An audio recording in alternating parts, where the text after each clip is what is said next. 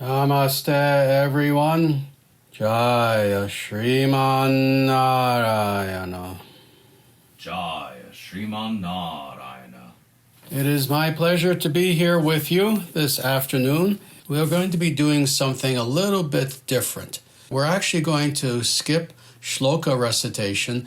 The only reason why is because we're going to be covering actually 3 verses. So it would be very time consuming to do shloka recitation for all 3 verses. Rather, we're going to skip the Sanskrita and we will go directly to these verses, which will be Bhagavad Gita chapter 6, verses 5, 6, and 7. And very specifically, the reason why we're going to be doing these 3 sequential verses is because we're going to be talking about very specifically yoga psychology. We're going to be talking about the psyche, how the mind works. We're going to be talking about the importance of having a controlled mind more than anything, and how really, in a way, this is the actual definition of what it means to be an individual who, to state this in a very, very simple way, is someone who is sane versus someone who is suffering from psychological issues, psychological problems, etc. It comes down ultimately to this one fundamental issue,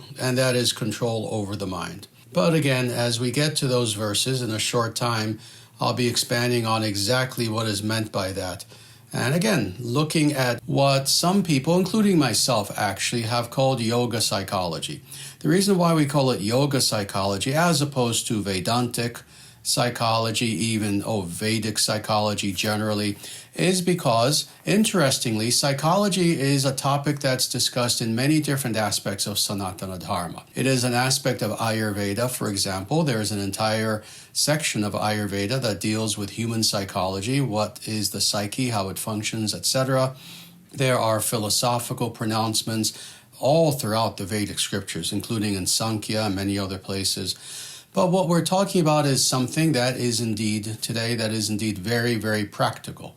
And what is that? That is specifically psychology as it affects us and as it is reflective of who we are, what is our primary problem in existence, and what it is that we are to do to alleviate that problem. That being the case, this is discussed more thoroughly and more to the point in the yoga school, more so than anywhere else. And indeed, this is why not just myself, many people, when we talk about psychology, Vedic psychology, in this strict sense of the term, in a very practical sense, it is referred to as yoga psychology.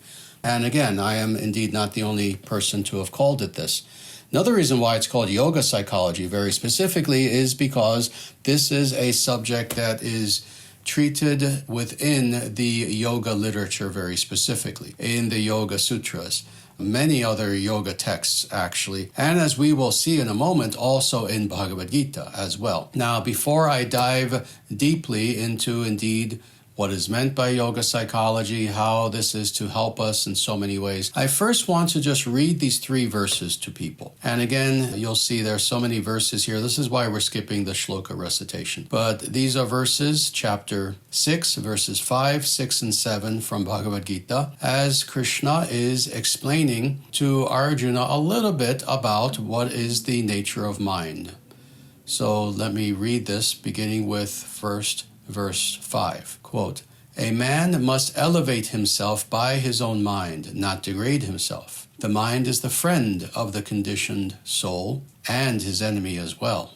And now verse 6, "For him who has conquered the mind is the best of friends. But for one who has failed to do so, his very mind will be the greatest enemy." And then finally verse 7, "For one who has conquered the mind, the Paramatman is already reached, for he has attained to tranquility. To such a man, happiness and distress, heat and cold, honor and dishonor are all the same." And as always, this translation is by Srila Prabhupada in his Bhagavad Gita as it is. Now again, before we jump into these verses, I just want to talk generally about what exactly is meant by yoga psychology. Well, yoga psychology is, of course, quite different from the modern schools of psychology, which go back quite a way, actually. People may think of such more recent individuals as Freud and Jung and Abraham Maslow and so many different names that are there in more modern psychology, modern meaning from the 19th century on. And truthfully, when we talk about psychology, this is a field that has been explored for thousands of years. Certainly in Sanatana Dharma, but even in the West as well. We have individuals in ancient Greece, all throughout the Middle Ages, people may not be aware of this, who actually tried to delve into the intricacies and the mysteries of human psychology. What is the human psyche? So indeed, this has been a very, very important topic. The distinction between, let's say, for lack of a better term, Western schools of psychology versus what we call yoga psychology are several. First, to just state this generally and bluntly, there is not a lot of speculation in yoga psychology as far as what are the intricacies of mind. Whereas when we look at Western psychology, interestingly, increasingly as time has gone on, this was less so the case in ancient times, but especially in the last, roughly 1,000 years, there's been nothing but speculation as far as what are even the components of mind, of the psyche, and then how they function, what are their interrelationships, what are their purposes, etc. Well, again, there's a lot of confusion to the point where when you come to modernity, meaning, the last roughly 50, 60 years, there's nothing but confusion. And this is why, sadly, a lot of people in the West especially have lost a lot of faith in Western psychological practices, even therapeutic practices, some of which on a very practical level, theory aside, individuals like Freud and Jung, the two most famous modern psychologists, I guess you could call them, psychoanalysts, dealt with a lot more theory than practicality. Now we actually have some schools that are actually quite practical, where they attempt to change behavioral traits and things like this. But again, when it comes to yoga psychology, there's no speculation involved. We understand what is the nature of what in Sanskrit is called chitta, or mind substance, and then all the components thereof. But more, what is the nature, and this is what it comes down to, what is the nature of healthy mind versus unhealthy mind? And that conjoined with the question of what is the purpose of mind. You see, interestingly, when it comes to that latter question, this is especially one of really many ways in which yoga psychology is unique.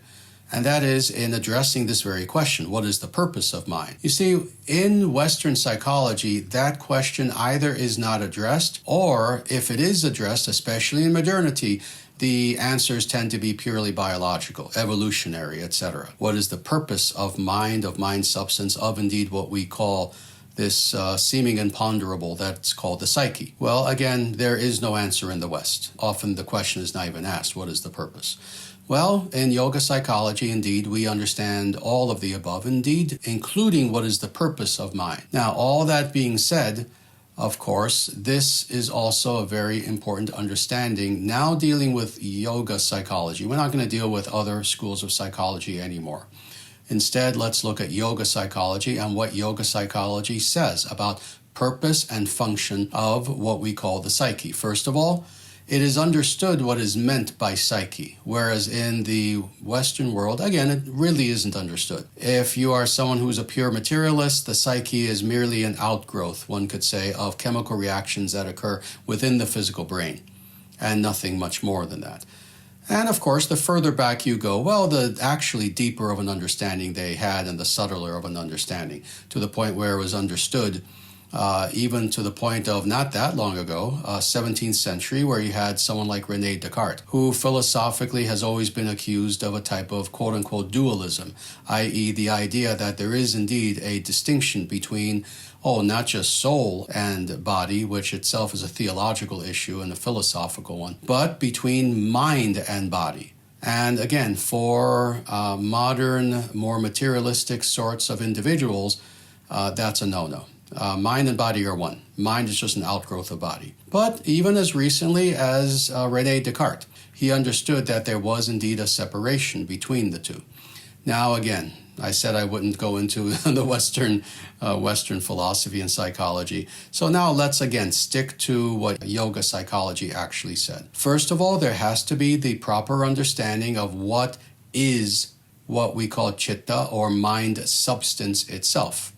It is understood within yoga psychology to be a bridge between the purely physical versus the purely metaphysical, i.e. the transcendent. So this is what is understood by psyche, that it is a second of three, let's say, three elements of the person. So there is the physical reality, the empirical reality, that is the physical body and everything that bumps into the physical body, so to speak, including what bumps into the senses. That is the most outward layer of who we are. Now we're going to skip number 2 and go to the last. Then there's the most inward layer of who we are. That, of course, is Atman. That is consciousness itself. That is not Chitta, but Chaitanya. Chaitanya meaning consciousness. And that is who and what we truly are. Now let's deal with the second element of these, and that is indeed what is called psyche or Chitta in yoga psychology. This includes basically everything else that is of the level of the subtlest of the subtle functionalities of the human person on the one hand. On the other hand, even though they are subtle, they are still considered to be material. Now, what does all of this include in yoga psychology? Well, it includes mind itself. And what is mind? Well, this is again fully understood. Mind is merely a storehouse, a warehouse. It is a place in which data is stored. That is what mind is in the most general sense of that term. Now, mind itself also has several different functions. It includes retrievability, in other words, what we call memory or remembrance. So thus, to give this analogy, mind is like the warehouse. The data, that is, all the information, are like all of the individual things being stored in that warehouse. Memory, the retriever, is like the employee or the employees whose job it is to go into that warehouse, find precisely what is needed at that specific time, and bring it out. So indeed, the parallels are very, very close when we think of a warehouse and we think of mind. So that's what mind is, how it operates, etc. In addition to this, of course, there is also the intellect. The intellect is a very important aspect of not mind itself, but of chitta, or mental substance. And what intellect is that willful ordering of the information in accordance with categories, in accordance with the rules of logic, in order to then take that data and make sense of it and use it. Use it for the betterment of the individual who possesses that mind. So that's another element.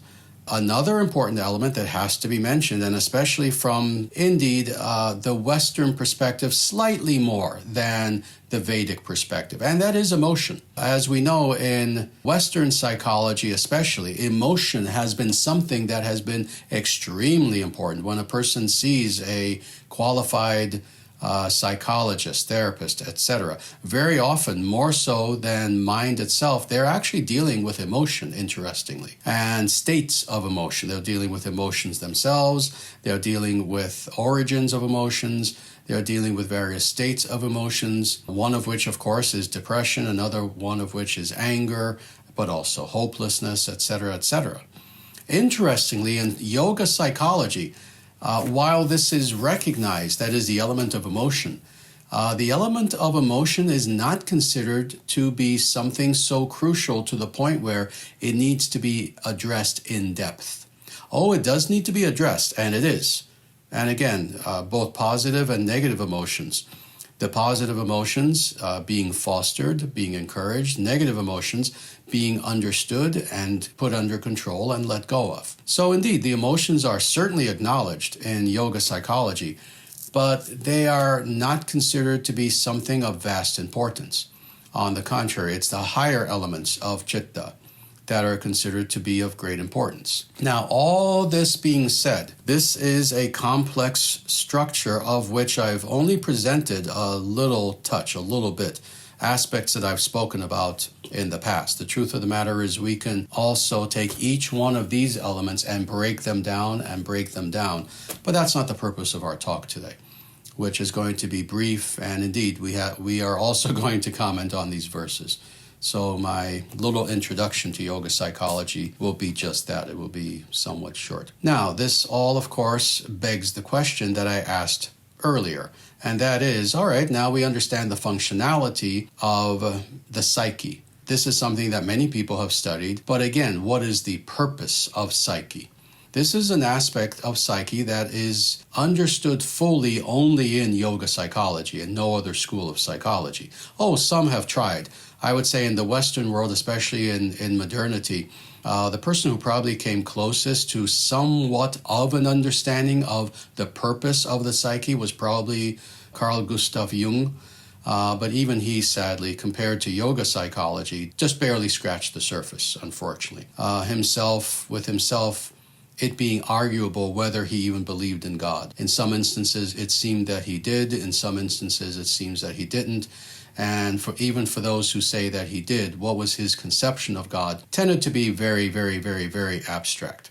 Just very quickly here, Garrett says, Jung would want me to think my father is a symbol. Yes, indeed. Yes. But again, we won't go too deeply into Jung. Jung has a lot of problems, theoretically. But again, dealing with yoga psychology. What is the purpose of mind? Well, to understand that, we need to understand what is the primordial existential problem, and that's the term for it, problem that is facing the living being, the living entity. And the reason why I'm using the term problem is because in philosophy of religion, very specifically, that is the term that's used, and it's used in a very specific way. You know, it's not used in the same way that you would in common language. What is meant by the existential problem religiously in philosophy of religion is this, that every single real religion on earth, that means the ancient ones, the ones that are very developed, all recognize that there is a problem with humanity, generally speaking, but with individual beings, without which there would be no purpose even for religion itself. You see, why do people turn to religion, to philosophy, to searching for something higher? It's because there's a problem. If there were not a problem, we would not do that. Now, what is the problem? Well, the problem, of course, can be stated in many different ways, but interestingly, for most of the ancient religions, how it's stated is quite similar. Let's just say, what is the problem? That we are, and yet that we are unhappy. That's the problem. That as individuals, but then as humanity as a whole, we see that we have existence, and yet that existence is not satisfying, and yet that existence will produce instances of happiness, but not a perpetual form of happiness. In other words, we suffer. And what is the reason for this? You see, this is the basis of all religion. Because we now understand this, and once we admit this to ourselves, now we have the ability to inquire spiritually. So this is what it comes down to, is why is there this problem? Well, for those of us who have been following and studying Sanatana Dharma for some time, we understand what is the root of our existential problem. And what is that? It is that we, of course, find ourselves as beings who long for that which is true, that which is real, that which is truthful, that which is eternal, that which is beautiful, that which is satisfying. And we can go on and on and on in so many different ways. We are searching for this. We desire this. We know that. Our every motivation is really seeking that, whether we state it in such stark terms or not. In other words, we're seeking God, and yet we do not have these things. We're seeking God, yet we do not have God. So why, of course, is this the case? Well, various religions will say various things as far as why this is the case. In Christianity, of course, there's original sin. There's the idea of the fall in the Garden of Eden. And again, in accordance with the various religions, they'll say similar sorts of things. Well, in Sanatana Dharma, we understand this on the deepest level, and that is that it is a matter of free will and choice. Free will and choice being fundamental to who we are as units of consciousness. And that is that at some point, previous to being within the realm of the temporal element, spatial element, etc. In other words, before being within this material world, we had a choice. And we chose illusion, we chose false identity, versus that which is real. We chose that which is false versus that which is real. The moment that that happens, of course, necessarily the Atman, which is in itself pristine and pure, now needs to express its choice of that which is not real. Now, this gets somewhat deep, both psychologically and philosophically. That which is not real really cannot touch Atman in its pure sense. It cannot. In the same way that consciousness and matter really can't touch. You can't have an Atman shaking hands with a person in a material body, so to speak. Now, this being the case, in order for Atman to develop a false identity, ahankara, a false identity, what there then has to be is not something that affects Atman directly, per se, but rather an accretion that occurs such that now something artificial is built that is, quote-unquote, surrounding Atman, but not touching Atman. What is that? That is the psyche. That is the psyche. That is everything that lies in between gross materiality on the one hand and pure consciousness on the other. Another way of understanding what it means for the Atman to choose that which is not real is that Atman is now perceiving things in a fractured way. Now, interestingly, this also is a very good definition of what it means to be psychologically troubled, is that we are viewing reality in a way that's fractured. Our perception is fractured. Well, this first happens to the Atman. And again, when we say to the Atman, it happens due to the fact that the Atman is now covered by, and now let's go into this. First of all, ahankara. First of all, the Atman is now mistaking that which is unreality for that which is reality. And that is what false ego is. It is with the creation of false ego that we have now this first fracturing of perception on the part of Atman. And that ahankara itself, that ego itself, forming the first layer of what we call psyche. So this is one reason, for example, that when we look at an individual who is psychologically damaged, you know, there are so many words that we can use for this. Someone who's suffering mental illness, someone who, to use the colloquial, a person is crazy, etc. Whatever term you want to use. What are several of the things that we see about that person? Well, one of these things that we see is that the individual has lost sight of who they are. They have lost sight of themselves in one way or another, to one degree or another. This is indeed one of the definitions of quote-unquote insanity, that is a fractured mind, a mind that is now damaged. Well, this begins at the very beginning. This begins, indeed, when the Atman chooses unreality. Now, what is the very first thing that happens? That Atman is, rather than experiencing and perceiving himself as an eternal unit of consciousness, part and parcel of the Supreme Personality of Godhead, he now sees himself in an artificial light. Oh, I am the center of all reality. I am the thing that is of importance. I'm not interested in knowing God. I want to become a mini-God. I want to create. I want to be the Lord of all that I survey, etc., etc. This is the very beginning part of our problem, and this is ahankara. So we see that psyche, and not just psyche in and of itself as an existential real, but the fractured psyche is something that we begin to see at the very beginning of our coming into the material world. So this is one of the first problems that we have psychologically, is that very often we find ourselves so easily identifying with things that we are not, and even if in subtle ways, to the point where, let's say the person with the least amount of this problem might just be someone who is self-centered. A person with this problem to the furthest extreme is what we would recognize as someone who is mentally ill. The individual who, you go to a mental health facility and they'll tell you, oh yes, I am Napoleon. Oh, I am actually President Trump, don't you know? Oh, I am actually this, I am actually that, I am God, I am Jesus, etc. So indeed, we can see this misidentification of identity, this misplacement of identity in a very subtle way or to the furthest extremes. Just as an aside, let me tell people this, because we are going a little bit deeply into this.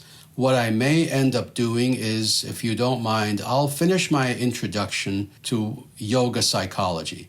Next time we get together, we'll go through these verses. Otherwise, we'll be here for a very long time. So for now, let's just say this is an introduction to yoga psychology.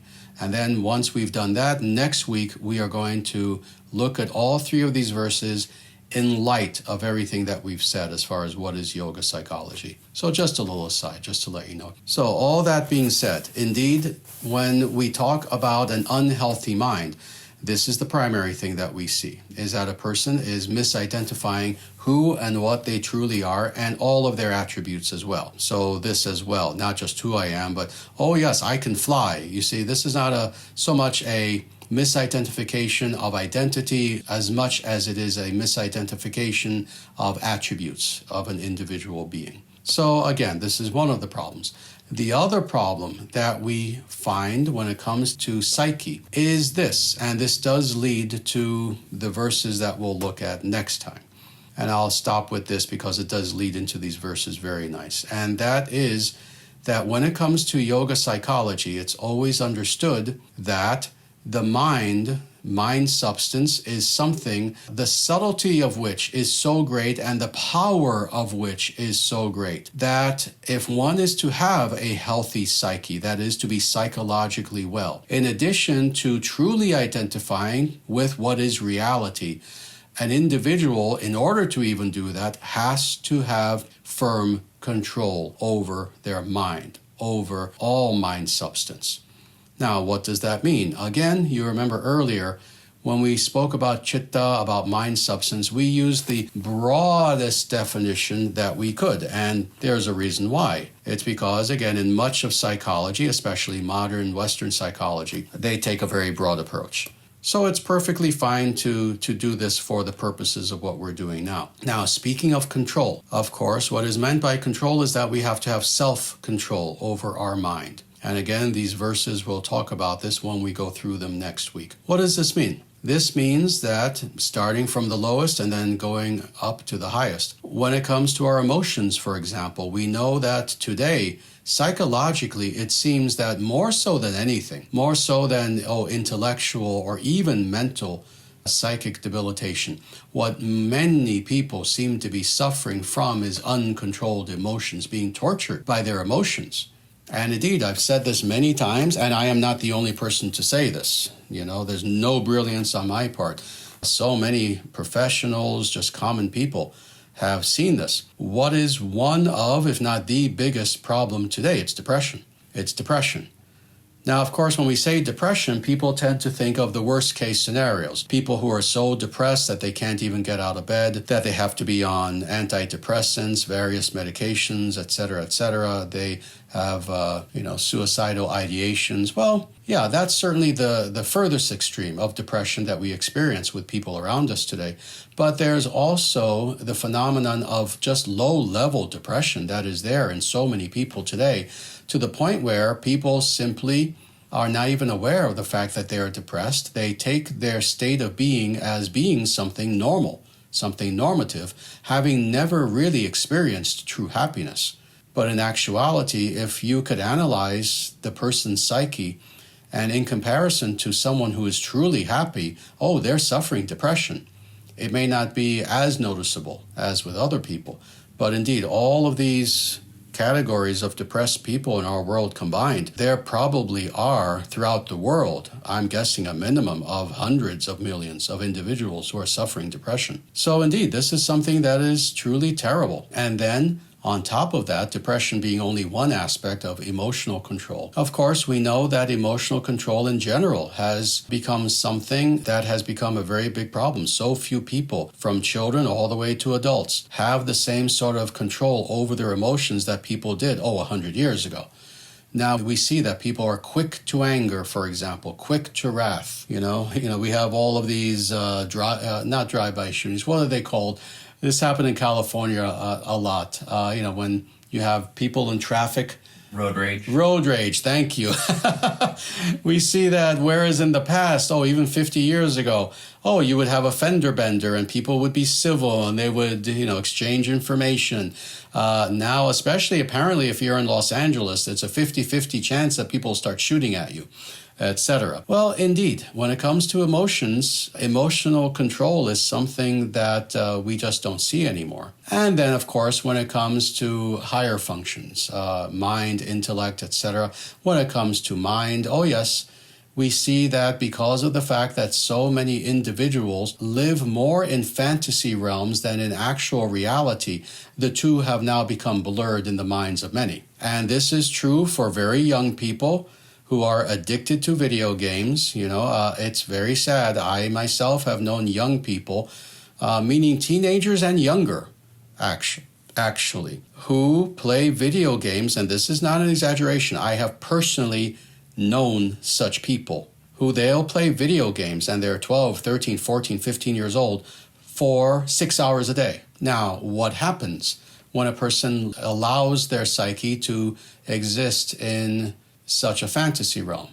Yes, Krishna Prasada says 6 hours is actually pretty conservative. That's actually true. Yes, I was trying not to shock people. I've known people who have played more than that, and so have you, Krishna Prasada. It's terrible. When we have an entire generation, well, now several generations of individuals who have allowed their psyche to exist in fantasy realms of what? Of entertainment, of Netflix. There are people, they think it's a joke. They'll use this term, I'm binging on Netflix. Well, what that means is that you're staring at a screen and you're living in a fantasy realm for, again, maybe 6, 8, 10 hours a day. And between such entertainment and then video games and then pornography and then so many other similar sorts of things, it comes to the point where the mind itself cannot distinguish, and indeed to the point where even perceptual faculties have a difficult time making this distinction between fantasy and reality, and thus we have hundreds of millions of people in the world today who are mentally debilitated. And I can go on in this way. Maybe I'll finish this introduction a little bit later, but I think it would take me about another 10, 15 minutes to speak about yoga psychology in this very practical sort of way. Because I also want to talk about the intellectual problems that people have today, which are quite real, which are also an aspect of psyche. And then ultimately, of course, the idea of identity itself, where so many people are suffering from identity issues. Do we understand now, of course, why there has been an epidemic, a true epidemic, of individuals who are not even certain what their very gender is when it comes to identity, which is the last thing we'll talk about again, maybe next week. We see that people have a warped perception of themselves, even when it comes to who am I? Something as fundamental as this. You see, it's interesting. This is the last thing I'll say about this, just speaking about the identity aspect of yoga psychology. And that is that there is nothing more fundamental than this I am statement. I am. Aham in Sanskrit. In every civilized language upon the earth, this is considered to be one of the linguistic foundations of what it means to make sense of ourselves and our world around us, that is, of existence. This concept of I am versus that which is other. So when it comes to the point where today in 2025, people have a difficulty even grasping that fundamental notion and sense of self, identity, I am, we're in trouble when people can't even understand that. So indeed, this is where we find ourselves now. And I hate to leave this on what seems like a negative note. This is not a negative note. This is actually simply reporting what is yoga psychology. But on a positive note, indeed, we know, of course, that what are the quote-unquote therapeutics for our psychological, psychic problem that we are experiencing as a result of everything that I just mentioned for the last however long it's been, half an hour or so. Well, it is indeed the philosophy and the practices of Sanatana Dharma. It is yoga. It is yoga itself, which is designed to indeed unify once again and harmonize, bring balance once again to what is now our fractured psyche. That's yoga. What is yoga? Yoga is union. That's what the word actually means. Union in what sense? Many senses, including starting with our very self. Right now, we are living a fractured existence. Yoga is the solution to that, and it heals that fractured existence that is there first and foremost within our psyche, really every aspect of who we are. But again, when we get together again next week, we will discuss this even deeper, and we'll go over these verses, and we've seen the problem. Now, next time, we're going to see what is the solution. So I think this is a first for Dharma in practice. This is going to be a two-parter. I don't believe we've done that before. Well, this will be a two-parter. So with that, again, I thank you all for listening to my really introduction to what we're going to do next time, and that is look at these 3 verses. And indeed, it does make me extremely happy to do this with you every single week. And when we get together next week, we're going to comment on these verses. I'm just going to wrap up my introductory talk next week, and then we're going to dive into these 3 verses from Bhagavad Gita, and this will be a 2-parter. But indeed, thank you all so very much. Please continue doing all the wonderful things that you're doing. So with that, everyone, I ask you to please take very, very good care of yourselves in every way. Please continue with everything good that you are doing, both spiritually and in your own personal lives as well. And with that, Namaste, Jaya Shriman Narayana. Jaya Shriman Narayana. Take care, everyone. Namaste.